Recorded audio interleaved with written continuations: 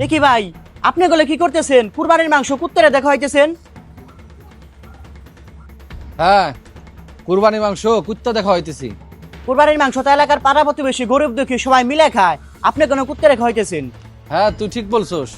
সব কুরবানি আল্লাহর জন্য হয় না, আবার সব মাংস মানুষে খায় না। ভাই, আপনার কথার তো আগাগোড়া কিছুই বুঝতেছি না। তোরা তো বুঝতে হবো না। এই নে ব্যাগ, ঘরে আর 2 ব্যাগ মাংস আছে। আশেপাশে কোন কুত্তা পাইলে খাওয়াই দে। ঠিক আছে।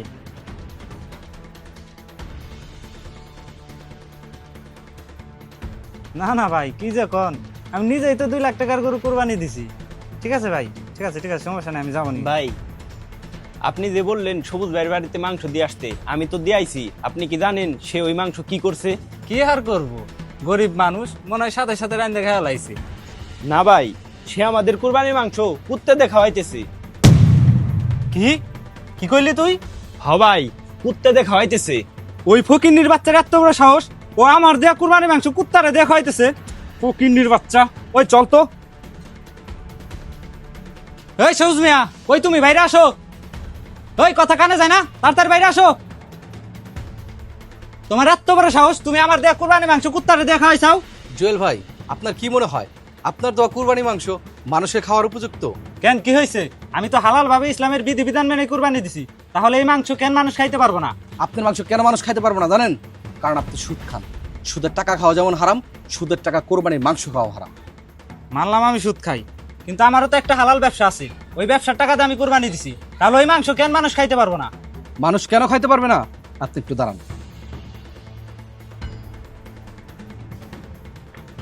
জল ভাই, এই গ্লাস থেকে কিছু দুধ আপনি খান। দুধ? দুধ খামো কিসের জন্য? আমি আপনাকে যেটা বলছি সেটার উত্তর দেন। ভাই, এইখান থেকে একটু দুধ খান, আপনার উত্তর আপনি এখনই পেয়ে যাবেন। ঠিক আছে, দেন।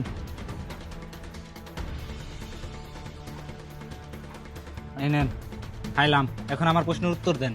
1 মিনিট ভাই। এই নেন ভাই, এখন পুরোটাই খেয়ে ফেলেন। ভাই দাঁড়ান, এই সবুজ ভাই, আপনি দুধের ভিতরে কি মিশাইলেন? জহির ভাই, রাখতেছেন কেন? তেমন কিছু না, একটু গরুর চুনা মিশাইলাম। কি বললেন? গরুর চুনা? এই দুধ কি আর খাওয়ার উপযুক্ত আছে? কেন ভাই, মাত্র তো 2 ফোঁটা দিছি, তাতে তো দুধের কিছু হওয়ার কথা না। এ দেখেন, দুধের কালারও চমনে রয়েছে। কি বললেন? 2 ফুটা? 1 ফুটা গরুর চুনাই যথেষ্ট দুধটাকে নষ্ট করার জন্য। ভাই, আপনি ঠিক কথা বলছেন।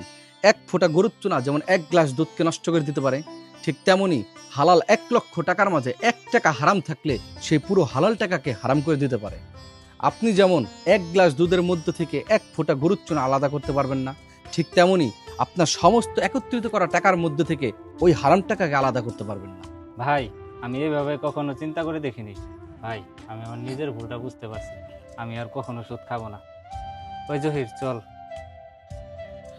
হালাল রুজি ছোট হলেও বরকত আছে, হারাম মিশ্রিত সম্পদে বরকত নেই।